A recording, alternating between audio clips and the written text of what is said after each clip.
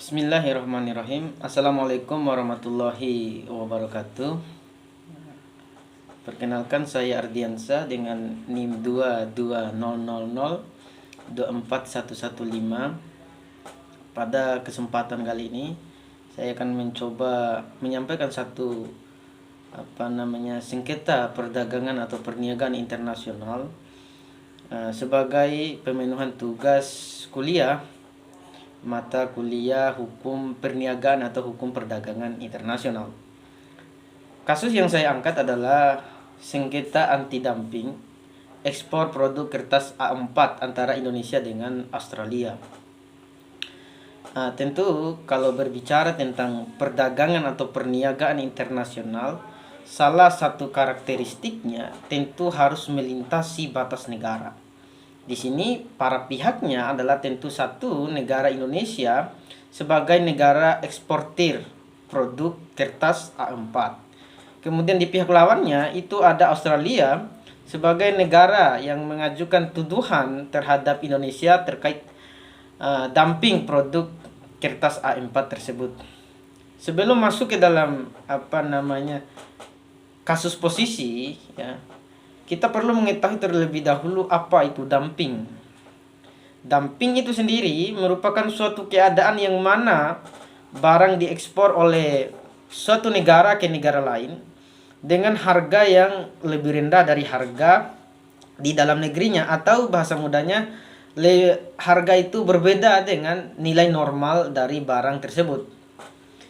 Indonesia sebagai negara anggota World Trade Organization atau WTO pernah mengalami tuduhan praktik dumping oleh beberapa negara. Misalnya di tahun 2002 itu Indonesia dituduh melakukan dumping oleh negara Korea Selatan. Kemudian selang 1 tahun berikutnya Indonesia dituduh melakukan dumping oleh negara Afrika Selatan. Kemudian di tahun 2012 Indonesia kembali dituduh melakukan dumping oleh negara Jepang terhadap produk ekspor yang sama, yaitu kertas A4. Salah satu negara yang terakhir ya menuduh Indonesia melakukan dumping pada produk yang serupa, yaitu kertas A4, ialah Australia. Ya, negara inilah yang akan menjadi tujuan pembahasan kita ya. Bagaimana kita melihat terjadinya sengketa perdagangan atau perniagaan internasional, dan juga kita bisa melihat bagaimana proses penyelesaiannya. Australia ya sebagai salah satu negara tujuan ekspor kertas Indonesia memberlakukan bea masuk anti dumping ya yang berkisar antara 12,6 hingga 45,1% pada pertengahan bulan April tahun 2017. Menurut hasil temuan Komisi Anti Dumping Australia atau ADC, eksportir Indonesia telah menjual kertas salinan A4 ke Australia dengan harga dumping. Komisi Anti Dumping Australia menyatakan bahwa Indonesia telah melanggar pasal 2.1 Perjanjian Anti Dumping. Kondisi inilah yang dikenal dengan istilah situasi pasar tertentu atau particular market situation. Kondisi yang menggambarkan praktik suatu negara yang melakukan distorsi harga yang mereka ekspor sebagai alasan hukum dalam menentukan adanya dumping. Australia mempercayai adanya temuan particular market situation atau PMS karena adanya dugaan subsidi industri dari pemerintah Indonesia yang berindikasi pemasukan kayu bahan baku kertas menjadi lebih rendah.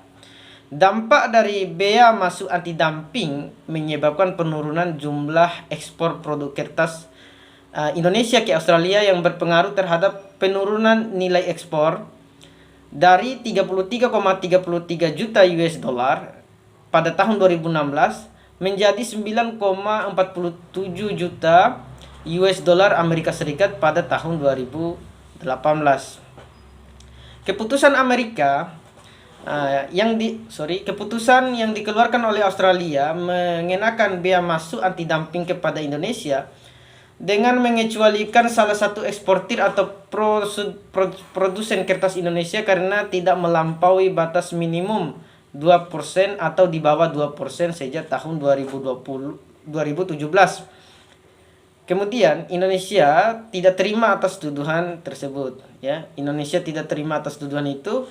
Indonesia telah melakukan pendekatan diplomatik, ya, dan mencoba menjelaskan bahwa kebijakan pelarangan ekspor kayu bulat tidak menyebabkan distorsi harga kepada pemerintah Australia.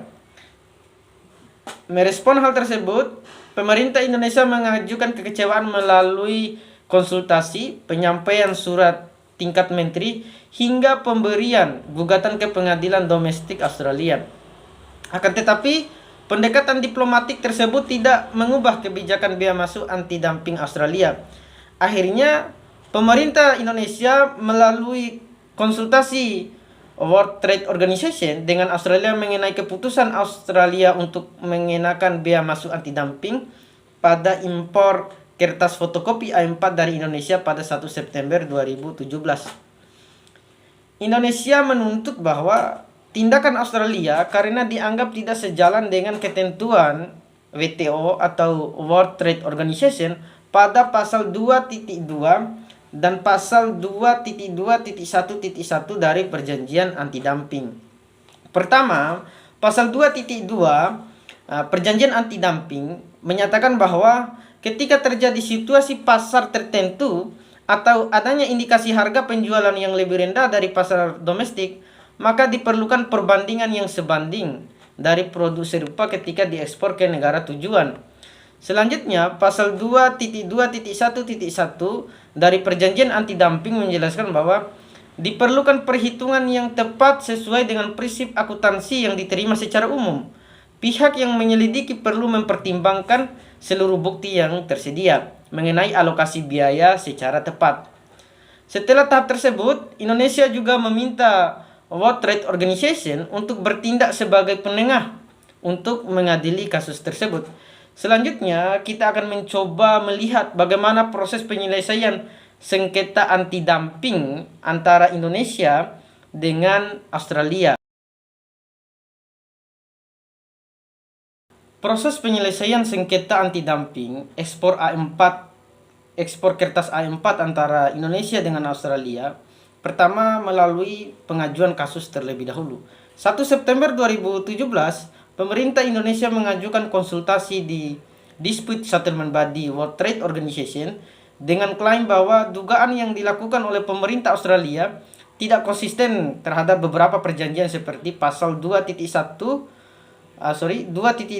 pasal 2.2.1.1 dalam The Anti-Dumping Agreement. Dengan mengacu pada pasal 4 dan 6 dari Understanding on Rule and Procedure Governing the Settlement of Dispute atau DSU dan pasal 17.4 dari perjanjian anti-dumping, Indonesia meminta Dispute Settlement Body World Trade Organization agar badan penyelesaian sengketa membentuk sebuah panel untuk melakukan pemeriksaan. Kemudian yang kedua adalah konsultasi. 1 September 2017, pemerintah Indonesia mengajukan konsultasi dengan Australia sesuai dengan peraturan 1. Pasal 4 tentang konsultasi Understanding on Rule and Procedural Governing the Settlement of Dispute. Kemudian pasal 12 tentang konsultasi pada ayat 1, The General Agreement on Tariff and Trade. Kemudian pasal 17 tentang konsultasi dan penyelesaian sengketa, The Agreement on Implementation of Article 6 of the General Agreement on Tariff and Trade. Kemudian tanggal 15 September 2017, Republik Rakyat Cina dan Amerika Serikat yang mengetahui ada sengketa tersebut meminta untuk bergabung dalam konsultasi Indonesia dan Australia. Selanjutnya, tanggal 25 September 2017, Uni Eropa meminta izin juga untuk turut dalam konsultasi tersebut. Selanjutnya, Australia memberikan pemberitahuan kepada Dispute Settlement Body terkait dengan penerimaan atas permintaan Republik Rakyat Cina, Uni Eropa dan Amerika Serikat untuk bergabung dalam konsultasi tersebut. 31 Oktober 2017, Indonesia dan Australia mengadakan konsultasi dengan tujuan mencapai resolusi yang dapat diterima bersama. Akan tetapi konsultasi tersebut gagal menyelesaikan perselisihan kedua negara.